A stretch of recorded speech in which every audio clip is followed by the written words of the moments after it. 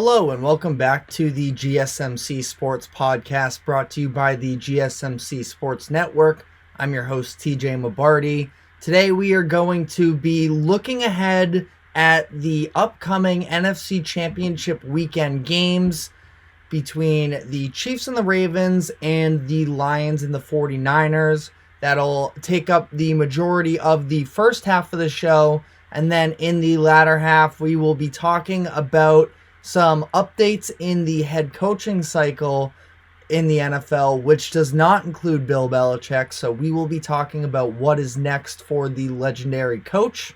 And then finally, to wrap up the show, we are going to be touching on another historic franchise in a sense, the Golden State Warriors, who have just dropped another game last night against the Sacramento Kings. So we're going to be taking a look at that team and asking the question whether or not they have reached the point where they are no longer in contention. Before we get into the show today, just want to remind you all to please remember to like and follow. Helps us out a lot. And for any of our live viewers, just remember to use that link that is scrolling across the bottom ticker to help get your questions the priority they deserve to help tip. Again, helps us out a lot. That is streamelements.com/gsmcsportsnetwork./tip. So without further ado, getting into our first preview here, the Chiefs versus the Ravens. This game is taking place in Baltimore. The first postseason matchup between Patrick Mahomes and Lamar Jackson in their careers. Mahomes has won the regular season matchup series so far. He is 3-1 against Lamar, but obviously different stakes here. Now Mahomes' second true road playoff game after defeating Josh Allen and the Bills last week on the road. And meanwhile, the Baltimore Ravens, yes, maybe a little bit of a slow start, but a truly dominant performance for them on both sides. So getting into this matchup here, the Ravens, as of today, are 4-point favorites. They were initially 3.5-point favorites, but that line has since shifted. So before we get into predictions, just some key injury updates for the Chiefs. Joe Thuney, their all-pro guard the past two seasons, he is listed as doubtful for the game. He went down late in their matchup last week with a pec injury. There's speculation that it is a torn pec, so he is not expected to play, which is pretty significant. Especially tough timing losing him now, coming up against the Ravens, who had the most sacks in the NFL this season. That defensive front is monster, so tough timing there with losing Joe Thuney. They didn't end up getting home last week, but they really dominated, in my opinion, the Houston front throughout the entire game. On the Ravens side of this, Mark Andrews is now expected to play. He went down with a serious ankle injury during their Week 11 matchup against the Cincinnati Bengals. It was initially speculated that he would be done for the season, but he's been ramping up in practice the past couple weeks. He was listed as a full participant today, so good news on that front, and I'm sure that the Ravens are thrilled to have him back. Anything that they can get from him that at this point is a positive. Now, obviously, it's never good to lose a player to injury in general, especially your top threat. But that being said, again, considering the fact that Mark Andrews, anything that they get out of him is a positive at this point, I think that him missing the time that he did, it was really the first time in Lamar's career that he didn't have Andrews, and somewhat as a result, he was forced to spread the ball around a little bit more. And subsequently, I think that Isaiah Likely, their backup tight end, has been phenomenal in Andrews' absence. He's been a true red zone threat in the 7 full games in which Andrews has not played with the Ravens since Week 11. likely has 6 touchdowns, so he's been ramping up. He had one last week against the Texans. So this Baltimore offense that's been so good, adding more so to it. Here, Marlon Humphrey, their number 1 quarterback. He has had limited participation in practice the past few days. He missed last week. And their starting guard, Kevin Zeitler, who got injured during that Texans game, he did return to practice on Thursday. So looking at this matchup as a whole, this is the number 1 scoring defense from the regular season versus the number 2 scoring defense in the regular season. Going into last week's game in the divisional round, I did a top 5 units between offenses and defenses remaining out of the 8 teams that were remaining. And I had the Ravens defense 1 and the Chiefs defense 2. Both groups have been unbelievable this season, and both were great last week. The Ravens did not allow a single touchdown. The Texans scored on just a punt return touchdown. Other than that, no touchdowns for the Texans. And the Chiefs, while they did get pushed around a bit early in that game, they really buckled down and played lockup defense down the stretch of that Bills game to help them secure the victory. I think that if you look at the team's numbers as a whole from the regular season, if there is any sort of a flaw with either of these groups, it is neither one of them have been great against the run all season. The Chiefs were ranked 17th during the regular season, and as I just mentioned, they were getting pushed around for a good bit there in the Buffalo game before tightening up. They allowed 182 yards on the ground, though, specifically to Josh Allen, who had 72. Now they're going to be facing up against a Lamar Jackson, who we all know how well he can use his legs. So I think that that's really going to be the key matchup here, because you're talking about the Baltimore Ravens offense that runs it better than anybody else in the NFL. 156.5 rush yards per game during the regular season, more than 15 more yards per game than any other team in the NFL. Quite a significant margin. They ran for 229 yards last week against the Texans. So it's going to be a tough job for this Chiefs front specifically in this coming week. Now, I thought that it was interesting the way that as that game progressed, they were able to make adjustments instead of rushing so hard at Josh Allen. They never actually got home on any sacks, but what they were doing is they were having their linemen sort of stay more so at the line of scrimmage. Now, they lost Willie Gay early in that game, who going into the matchup was supposed to be the QB spy for Josh Allen. And once that part was removed from their scheme, they sort of had to come up with other ways to limit him on the ground. Allen still had a good game on the ground. He had 18 rushes on 3 runs he had 18 yards on 3 rushes in the fourth quarter, so they didn't entirely eliminate him. And again, we're talking about Josh Allen and Lamar Jackson here, who are 2 of, if not the best 2 rushing quarterbacks in the NFL, so they at least got somewhat of a simulated look almost in a playoff environment for Lamar. But Lamar is just that much more dangerous, in my opinion, and I think that it's going to be a test for them. But again, the Chiefs linemen started just playing the line of scrimmage more so. You saw Chris Jones and others just camping out there. Chris Jones even got a pass deflection he wasn't even trying to rush. He was just staying at the line of scrimmage, keeping eyes on Allen, and trying to maintain protection as best as possible.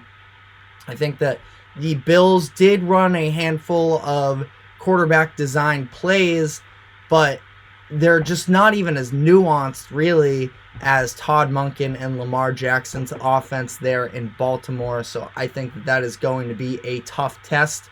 Now, on the Kansas City side of this, Their offense, they've looked just about as good as they have all season after questions surrounding them the entire year about were their weapons not good enough, what's going on there, and they've been really good. Travis Kelce, who he went through a really quiet stretch to end the regular season, he's been much more effective. Rashee Rice, their rookie wide receiver, I've been really impressed with his maturity throughout the course of the season, and it's asking maybe a lot to expect him to be, he's not going to be a Tyreek Hill that they had during their initial Super Bowl run, but I think that he has developed into, and currently is still, it's an active process of him. He could be a real number one wide receiver for the Chiefs going forward. How effective will he be in this matchup against a very good defense? We are still to see. Now, tough news for the Chiefs is that running back Isaiah Pacheco has not been practicing this week with a toe and ankle injury. They expect it. Initial diagnostics show that it could be turf toe, which is a brutal blow if he's not going to be able to go, because I think the Chiefs are a much more well-rounded offense when he is playing for them, especially against this defensive group. You are going to need to be able to run the ball against them, and that would be a very tough loss if he is unavailable to play. As far as my picks here, I'm going to go with the Ravens, and obviously right away you have to worry about you're picking against Patrick Mahomes, and that is my one worry here. But other than Patrick Mahomes, I think that the Ravens are just top to bottom a better football team than the Chiefs. The Chiefs are great, they have great coaching, but the Ravens have great coaching, they have even better players. I think that there is, going into this game, obviously a very massive disparity in reputation, specifically pertaining to the playoffs between Patrick Mahomes and Lamar Jackson. But I think that Lamar Jackson, this is his time to shine. And if Mahomes is able to pull off this upset win against the number one scoring defense in the NFL, I don't think I'm ever going to pick against him again. I'm just putting that out there now. But I liked them against the Bills last week, but I just think that was a little bit too, yes, their offense looked great, but that Bills defense was dealing with so many injuries on that side to their key players. I think that the Ravens have a lot more to throw at them. If Marlon Humphrey comes back too, that's just another body to help with the Travis Kelce matchup. Ronald Darby was really good last week. He was incredible, really, for the beginning of his career. Has sort of fallen off the map a little bit more, and he's bounced around some, but I think he's still a very solid player. He did a great job with the Nico Collins matchup last week, and I think that it was almost good experience for him then. If they get Humphrey back, that makes them only that much better. But I think that it's going to come down to, I think the Ravens are going to be able to run all over the Chiefs defense. Now, the key is going to be turnovers, of course, because if you look at the regular season between these two very good defenses, the Ravens were significantly better at turning the ball over than the Chiefs defense was. And neither of these teams on offense have been turning the ball over through their early playoff wins. But I think that really, despite the disparity in how many more turnovers the Ravens defense created, I think that if they give the Chiefs short fields, Mahomes is going to capitalize on that, make them drive down the field against your very amazing defense. If you give them a short field, you're going to get hurt. You're going to be giving them points, and Mahomes is going to take advantage. I do have the Ravens in this matchup, though, and honestly, I think it's going to be a good game, but I think that the Ravens cover the 4 points. I think that, they're going to score points, in my opinion. And yes, the Chiefs defense has been great, but I think that, again, up front in the trenches, they're going to not really get stopped by the Chiefs. It's a matter of, can the Chiefs put up points and match that against the Ravens defense? I'm not sure. I know their offense has looked better as of late, but there was a very large sample size during the regular season of them being a little underwhelming. Now, just final thoughts here. Mahomes is 9-1-1 against the spread as an underdog in his career. He is 8-3 straight up. So I understand that I'm putting myself at a little bit of a risky point here going against Patrick Mahomes, but I do think that this is the Ravens' year. So that is my predictions on this Chiefs versus Ravens matchup. We're going to be hitting a quick break, but when we come back, I'm going to be then giving my thoughts on the Lions versus 49ers game that's taking place on Sunday as well in the NFC, so stick with us. I feel like I'm losing my mind. Is everybody in the world blind? Please, Lord, give me a sign, a sign. I feel like I'm losing my mind. Is everybody in the world blind? Please, Lord, give me a sign, a sign. I wanna be the greatest. Everybody on the fake shit. I look around and feel like everybody is the fakest. I make this every day and I'm impatient, hoping one day I blow up from the basement. Statement, the top is so vacant. I don't hear shit that I think is amazing. Waiting for my day when I'm playing sold out shows for 1,000 faces. Hey, give me that crown, get in my way and to be put down. It ain't your place, all this my town. If I want that shit, then I'll get it right now. I'm losing it, the noose it fits. I'm losing shit, a stupid myth. You choose to live or choose to dip. You choose to fight or lose your grip and lose a gift. Oh, I feel like I'm losing my mind. Is everybody in the world blind? Please, Lord, give me a sign, a sign. I feel like I'm losing my mind. Is everybody in the world blind? Welcome back to the GSMC Sports Podcast, brought to you by the GSMC Sports Network. We just wrapped up talking about the Chiefs and Ravens preview, I should say. Now we're going to be moving on to the NFC, talking about the Lions versus the 49ers. A little bit of history here. This is the third straight NFC Championship game for the 49ers. They're fourth in the last 5 seasons under Kyle Shanahan, and this is the first one that is taking place at home in San Francisco since 2019, the year in which they went on to the Super Bowl. So I'm sure they are very happy to be back in this position and back at home for the big moment. The Lions here, this is their first championship game appearance since 1991. So, they're going to be fired up. Dan Campbell, Jared Goff, they have the entire city behind their back rolling into this matchup. And sort of the key storylines going into this game is Brock Purdy sort of on trial almost, looking for his redemption after getting hurt early in their NFC Championship game last year against the Eagles. Was a little underwhelming last week against the Packers, but did have that comeback drive to win at the end of the game. And I'm sure that there's a certain level of he feels that he needs to...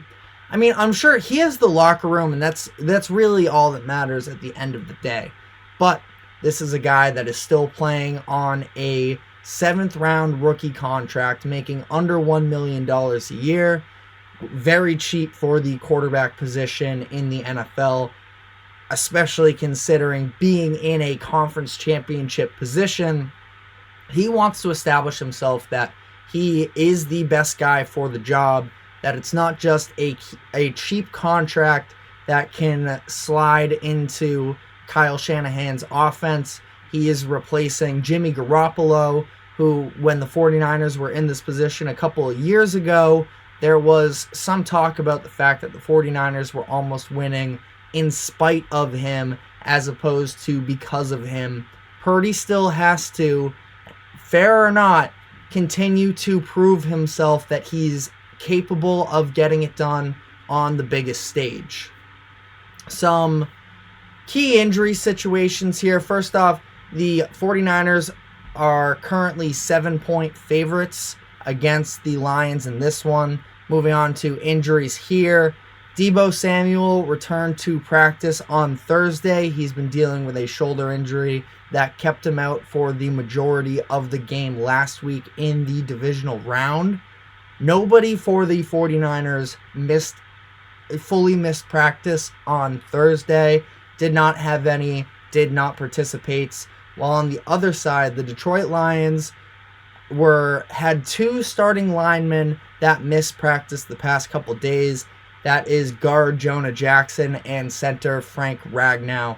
Ragnow, especially in this situation, is such a key for them. He is a 3-time Pro Bowler, 2-time All-Pro. He was selected to both the Pro Bowl and the All-Pro team this season. He took a beating during that 49ers game, and yet despite being in clear pain, he was just a workhorse for them. They ran right behind him despite all the injuries for one of their touchdown runs. It is interesting to see the fact that if you go to the injury report for the Lions, he, at least as of yesterday, was listed as ankle, toe, knee, and back injury.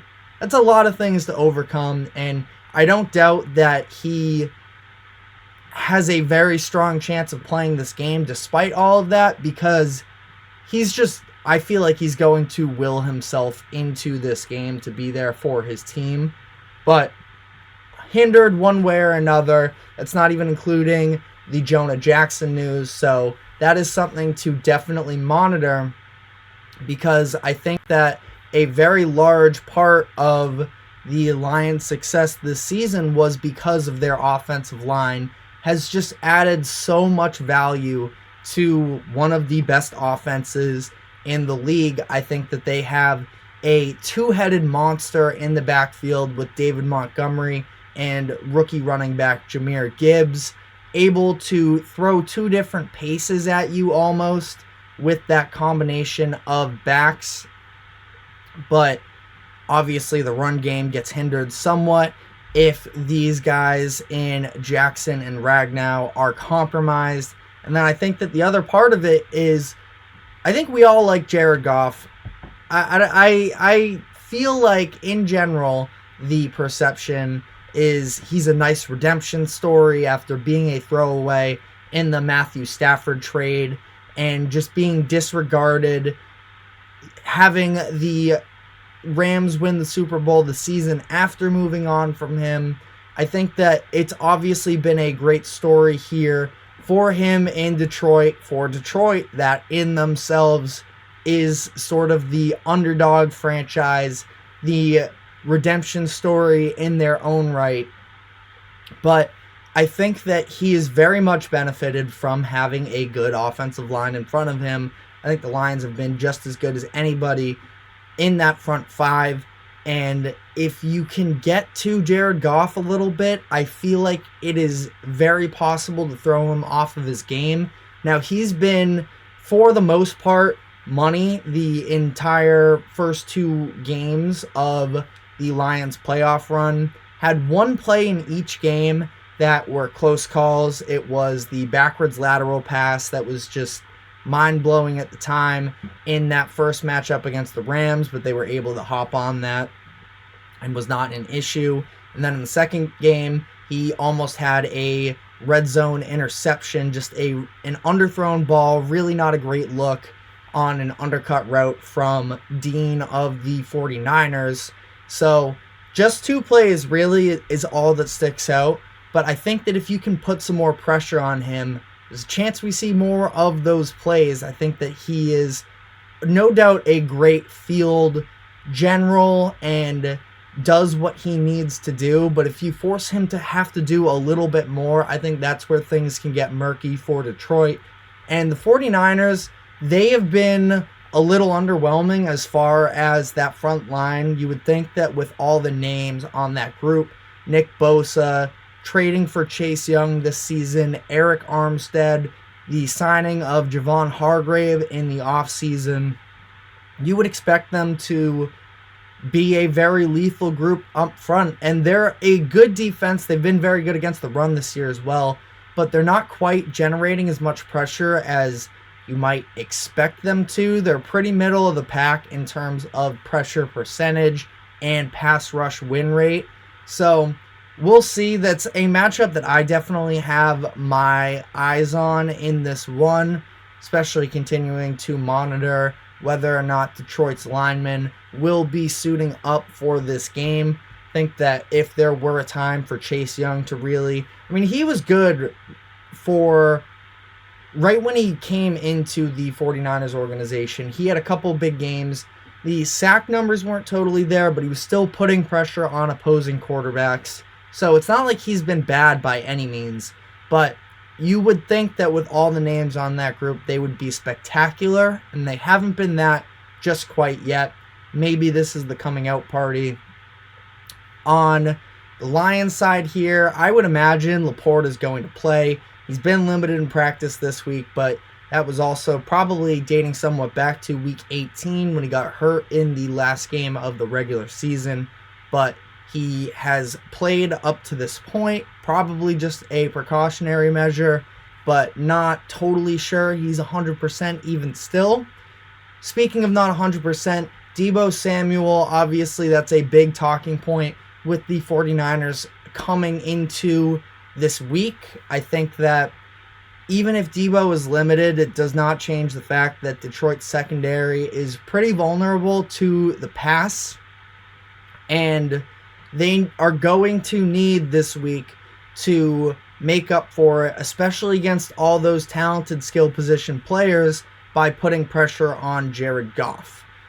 Last week, they were able to put pressure on Baker. They had 4 sacks. 2.5 of those came from the secondary between Brian Branch and Melifonwu. So they can send some secondary blitzes, which is nice. This is a Detroit team that led the league in pressures this season. But if you look at last week, I think that a lot of that was miscues on the Tampa Bay side of things. I don't think that they were particularly great. A lot of miscommunication errors. I mean, Aiden Hutchinson was going unblocked at times. These secondary players just coming off the edge, untouched. I'm sure that all throughout this week, the 49ers have been looking at the film from last week and saying, we cannot let this happen. So Detroit is going to have to get that push up front, and they might have to get creative because they have already put on film these sort of design blitzes that they've been running. Are going to need to probably add another layer to their pass rush game. I think that 49ers are a much better offensive line than Tampa Bay. So there's no really out scheming the likes of an Aiden Hutchinson. I think that it's not too complicated to say, hey, somebody should actually block him on this play. That should never happen where he's a free rusher on a pass play. But all in all here, I think that my pick would be the 49ers. I was really leaning towards the Lions immediately following the divisional round. But as the week has gone on, as we heard about the offensive line injuries, about Deebo Samuel being able to practice some, I just feel like a lot of people are down on the 49ers right now, which is fair. It was a very unimpressive win almost, where I think that come out and said on the show, I thought that they were actually outplayed for the majority of that game against the Packers last week.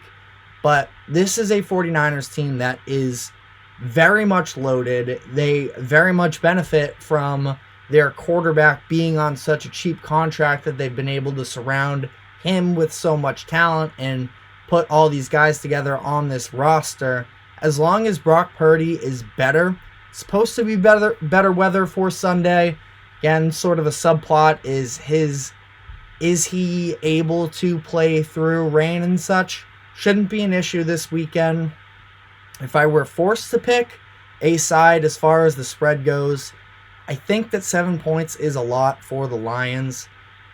even just for the sake of a backdoor cover, I think that it's very possible, and we've seen them in the past be able to very quickly generate points. Feels like even dating back to the Stafford days, the Lions have just been a team that garbage time, and I don't think there's going to be true garbage time in this game, but late in those games, even when it's over somewhat, they're able to get theirs to make games a little testier than they should be. So I would probably go with the Lions +7, but I think that the 49ers win this game. So those are my picks for championship weekend. We are going to be taking another quick break, but when we come back on the other end, we're going to be sticking with the NFL after a handful of head coaching news, breaking news segments coming out over the past couple days, none of which including Bill Belichick. So we're going to be asking the question, what is next for him? So stick around with us.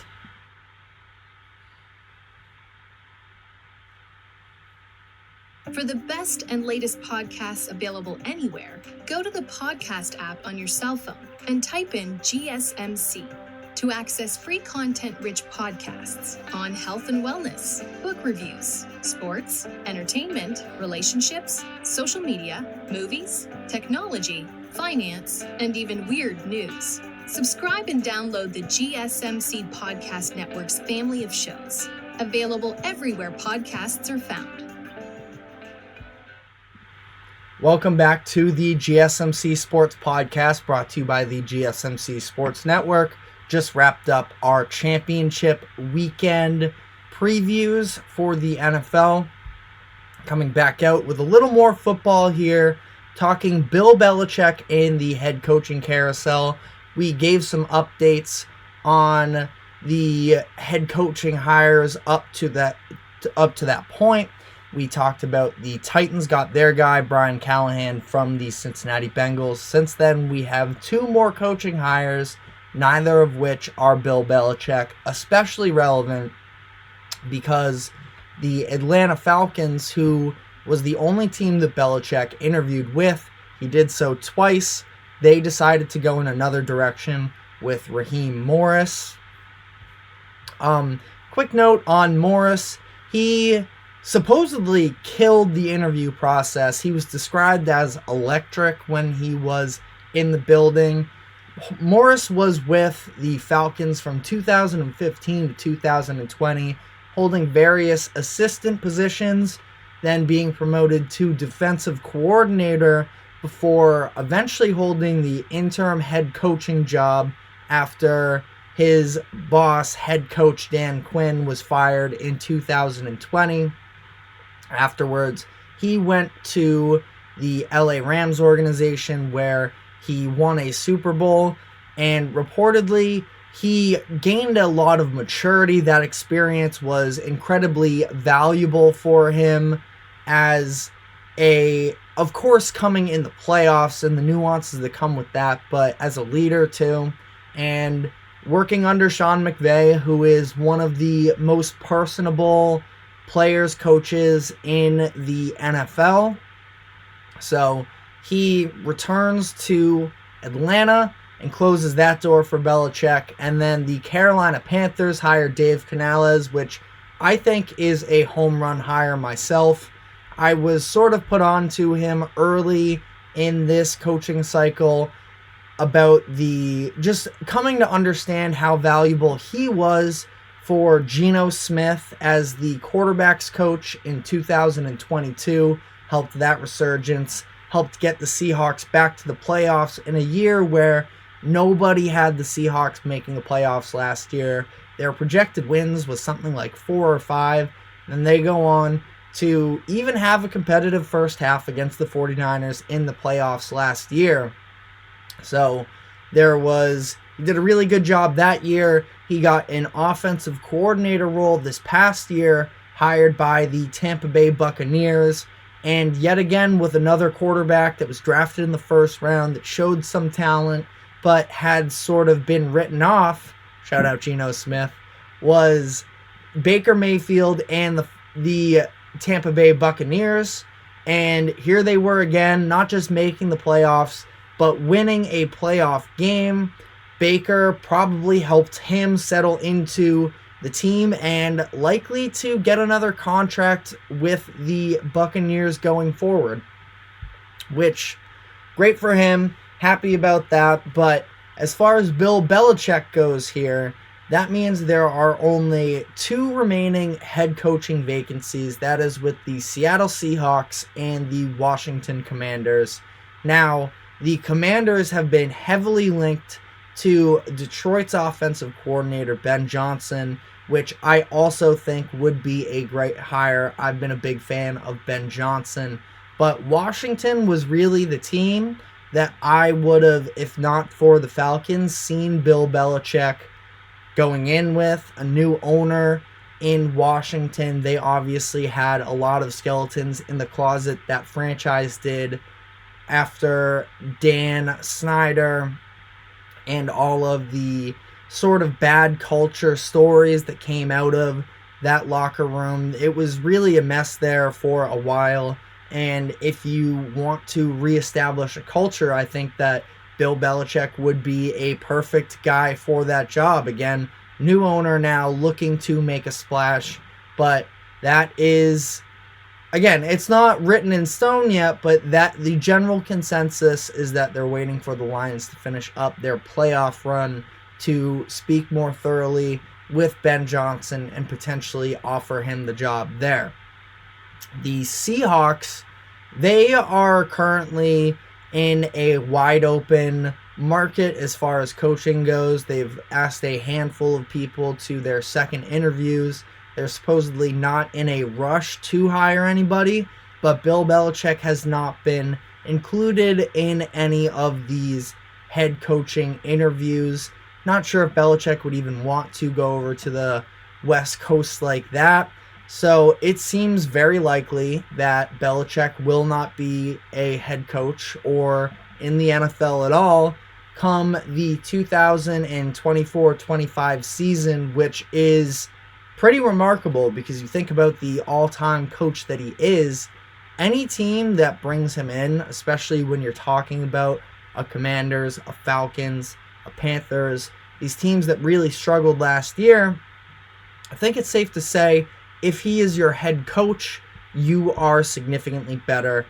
I feel very confident saying that. Yes, the Patriots season did not go well this year, but that's because Bill Belichick, the GM, did a very bad job of putting together the roster. The offense was atrocious, and for the Patriots, despite losing their 2 best defenders and rookie cornerback Christian Gonzalez and Matthew Judon, the defensive end, they were still a top unit in the league this year.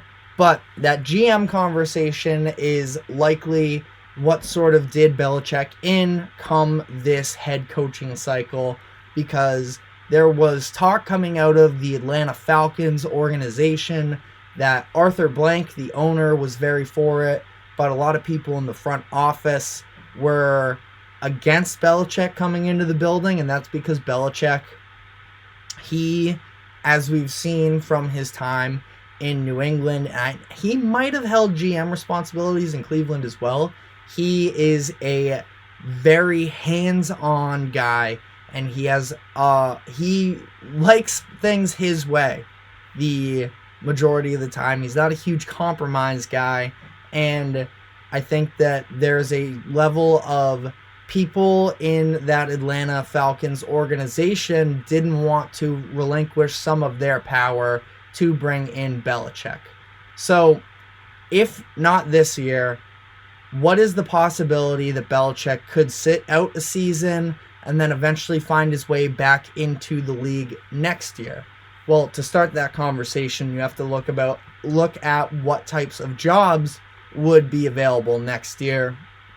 I think that even before looking at next year, I'm just throwing this out there, and so was Adam Schefter at the time. He said, we're just having fun here, but he was on Get Up yesterday and talked about the possibility if the Chiefs were to win the Super Bowl this season, there are a lot of people that think that Andy Reid could be looking to retire somewhat soon, if the Chiefs were to win the Super Bowl this year, and if Andy Reid were to retire and go out on top, would Belichick come in and coach the Chiefs? I think that there's probably a good possibility of that, but I don't think that Andy Reid's actually going to retire. So I'm going to be on the record and say I don't think that that's happening, but sort of is a fun little hypothetical there. Imagine Belichick coaching Patrick Mahomes. I mean, that would be just unfair, really. But for as far as next season and what types of jobs could be available, I think that you have to start with the Dallas Cowboys, where before they decided to bring back Mike McCarthy, there was a lot of rumors going on between would Belichick be going to the Cowboys. I still don't think it's a perfect fit because you're talking about a very hands-on head coach in Bill Belichick and a very hands-on owner in Jerry Jones. So maybe a little bit of conflict there, but it's definitely possible. I think that the Buffalo Bills, they are another team that they decided to bring back their head coach this season, Sean McDermott. McDermott, I think deservingly so, is coming back for next season, but you're going to have to start to look at what is, and I think that McDermott's a very good coach, but what is the ceiling with him as the head coach? They've had plenty of chances these past few years with Josh Allen, and this is with a Josh Allen that has been on a rookie contract. It's only going to get more expensive from here. They're not in a great cap situation as a team, as a whole. So they could have a disappointing year next year. I mean, this year could have been very different. They almost didn't make the playoffs after starting 6-6 and a bad loss to Philadelphia in overtime. They almost didn't even make the playoffs this year, but they did go on a run down the stretch of the year, which almost for that alone, yes, you can get on McDermott's case about the slow start, but I mean, Josh Allen practically threw that game away week 1 against the Jets, and it just never looked great there as a whole. Obviously, all the injuries on defense, so I think that it's deserved that he'll be back next year, but what happens if they fall short again?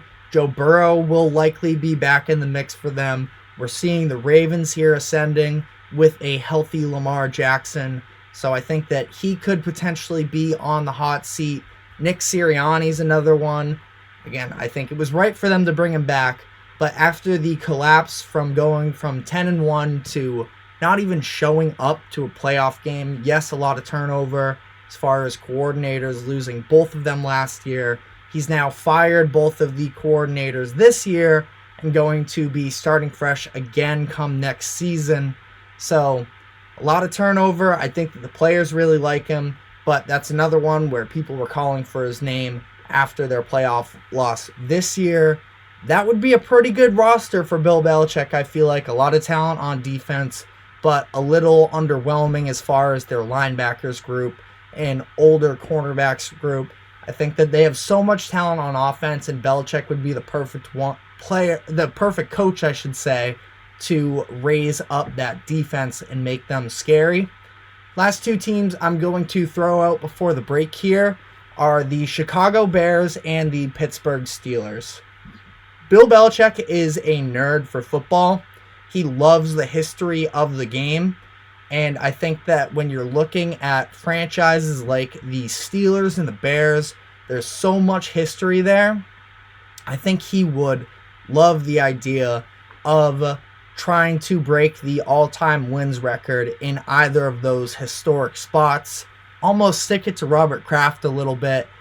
And I think that there's a chance that either of those jobs could become available last year. Tomlin's going into the last year of his contract. I don't think he gets enough credit for helping this Steelers team that, they had quarterback injuries, and even when Kenny Pickett was healthy, he wasn't great. Tons of issues with Matt Canada, their offensive coordinator. They had to fire him during the course of the season. And I think that he is going into this last year. There's a question of whether or not he's going to want to stick around there as well. I think that there have been a little bit of flashes that he's maybe losing the locker room a little bit, but I do still think that he doesn't get enough credit for winning as much as they have. Not that they've won anything in particular, but keeping them as competitive as they have been, at least with maybe middling rosters.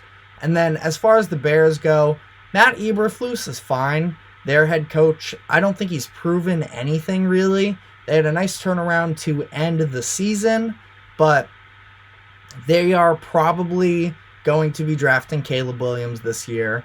And if this upcoming season doesn't go well for them, I could very easily see them trying to sort of establish themselves more as a win-now team, because they showed that they have promise. Despite some of the bad moves that their front office has made, they should be getting a generational talent at quarterback. They have the number one receiver. They have their own pick that they can use to probably go and get another weapon for your young quarterback.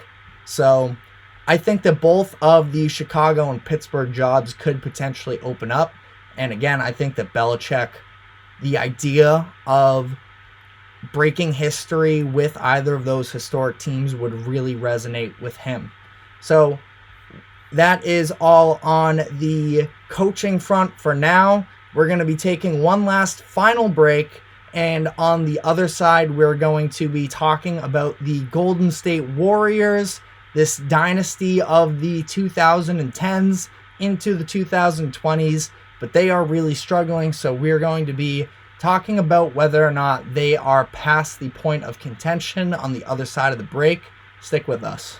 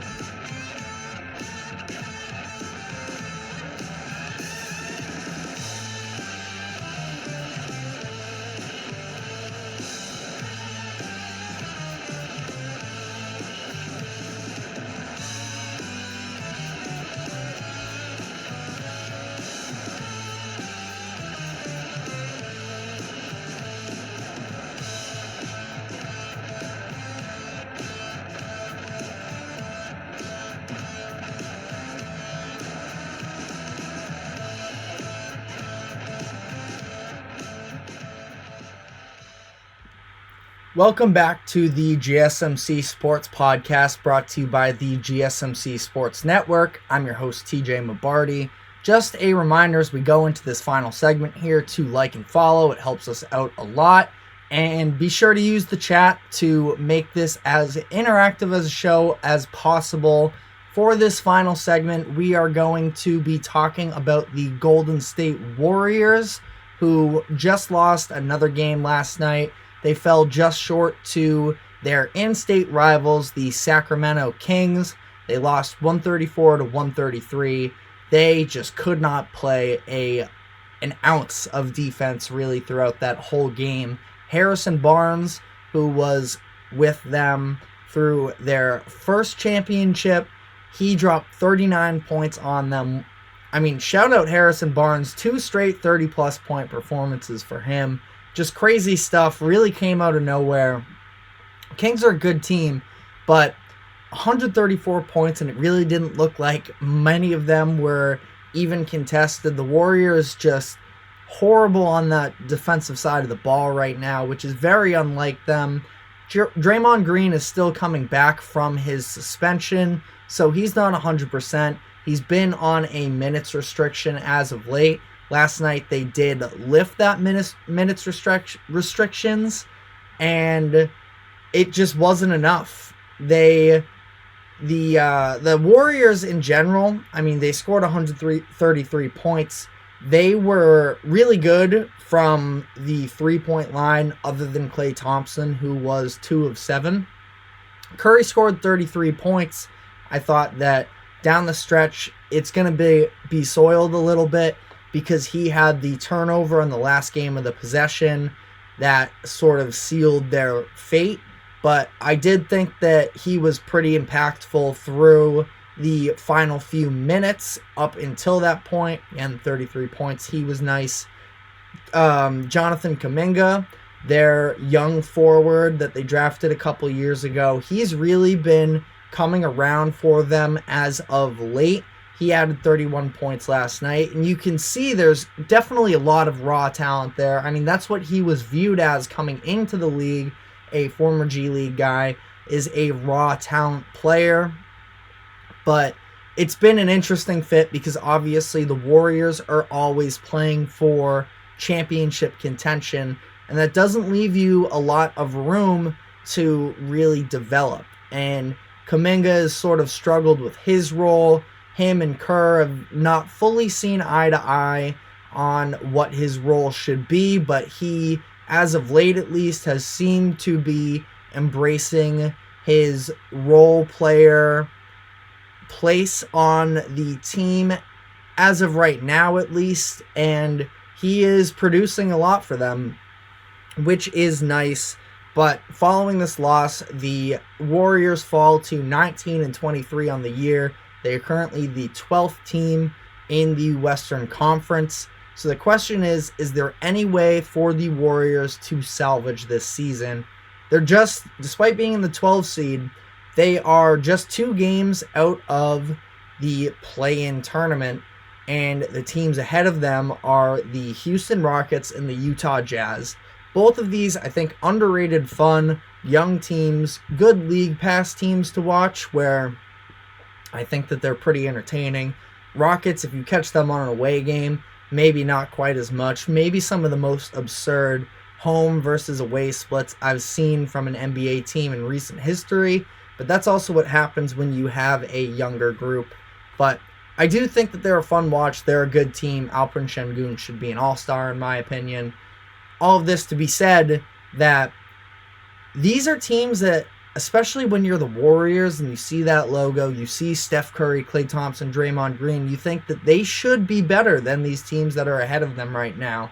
And I think it's still very possible, at least to sort of work your way back up into that top 10. I mean, that's not a crazy threshold, really, to think about the expectations of this franchise to crack the top 10 in the conference. They have had the hardest strength of schedule up to this point in the season, according to ESPN Analytics. So the season is going to lighten up some for them, but even if it does, and even if the Warriors were to make the play-in tournament, the next question is, well, is it even worth it? Like, how competitive can they be to come out of then the play-in tournament? Because it seems like if there's any shot they have at the postseason, it is through winning a couple extra games as a 7 through 10 seed. And then once you get to the playoffs, how much of a threat are you actually going to be to one of these top teams? Now, the very top of the Western Conference right now is the OKC Thunder and the Minnesota Timberwolves. Both very good teams right now that I even just praised yesterday during my NBA midseason awards segment. But they are younger. They're a little less mature, the Timberwolves in particular. So, I mean, nobody wants to play Steph Curry in a playoff series. Just ask the Kings that, scoring 50 points in Game 7. Not too much you can do about that. But my issue with them is I don't think that there's much room for growth as far as this season in particular to get better through acquiring other talent. And I think the reason being they have some less than ideal contracts on their books. You look at Draymond Green, the guy that they just signed to an $100 million contract this offseason when he hit free agency. The Sacramento Kings were supposedly in on him, as well as the Detroit Pistons and the Portland Trail Blazers. But I don't know how much they really would have been willing to give. I mean, if you're the Trailblazers and you are the Pistons, yes, you have cap space, so I suppose why not? But I saw NBC Bay State, that website, they were talking about how Draymond Green took so much less money to be with the Warriors. Like, it was more than $10 million that he would have gotten in other places. And I maybe have doubts, and maybe it's a little unfair, maybe it's revisionist history, but I just can't imagine one of those teams really paying $110 million for Draymond Green at this point in his career. He's still a very solid player when he's actually in check, you know. His defense, again, he was doing about all he could last night on the defensive end. No one else was really helping him out all too much. He added 11 assists. So he can still be valuable in some ways, but I still think that's just a lot of money for a guy who he can't score. I don't know if he had a field goal last night. I know he was entering the fourth quarter. He was 0 for 4 from the field. So I think that's just a lot of money to be paying up to a guy who can't get you any baskets. Klay Thompson is another one. He is on an expiring contract. He's making $43 million, so maybe just by the fact that he's an expiring contract, you could get something, but you probably have to attach assets to him if you want to go get. I mean, I don't know how strong the market really is anyways, especially for the Warriors, who they need defense, and Klay is not the 3-and-D guy that he was anymore. But it's not like Zach LaVine is out there and you bring him in and problems are solved, because yeah, he's a bucket getter, but I think that they already have those. So I'm not sure if there's a superstar like that. Andrew Wiggins has been a huge disappointment this year. He is making minimum $24 million for the next 3 seasons, and then he has a player option in 2027 where he would be making $30 million. Pretty sure he's going to pick that one up. But he's been bad. And last night, he was giving some offense, even though he was shooting something like 29% coming into the game from 3. He was fine on offense, but he's just nowhere near that defender that he was during their 2022 finals run. I was looking at cleaning the glass, and Golden State is 10.7 points per 100 possessions worse when he's on the court. Their defense gives up 11 more points on defense when he is on the court for a 100 possession span. That is in the first percentile, which means 99% of NBA players are effectively more impactful on defense when they're on the court. And that's just not what we saw at all. He was locking down Jason Tatum in that 2022 finals, and now he's unplayable at times.